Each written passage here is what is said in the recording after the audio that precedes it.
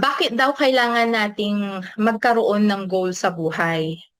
Ano yung pinakaunang rason para ma-achieve po natin yung mga financial goals natin sa buhay?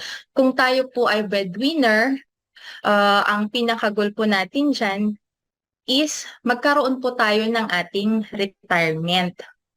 At pangalawang goal po natin ay magkaroon din tayo ng healthcare, makapag-provide din po tayo ng education para sa ating mga anak. And then kung nasa abroad po yung ating asawa, ang goal po natin dyan is mapauwi sila and then mapa-retire or ma-replace yung wife's income para at least merong isang nag-aalaga na lang ng mga anak sa bahay.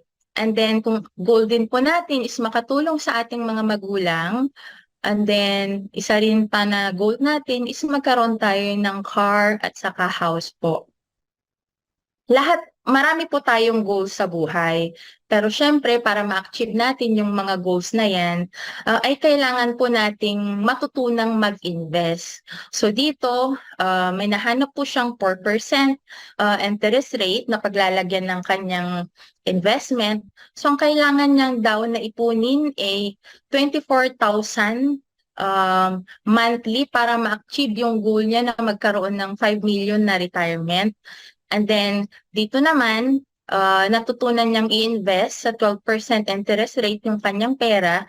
Instead na mag-iipon siya ng 24,000 monthly, mas natutunan niya na maglagay ng 12,000 pesos. Kasi dito, nagko-compound po yung iniipon niyang pera. Mas natutunan niya kung saan po ito ilalagay ng tama.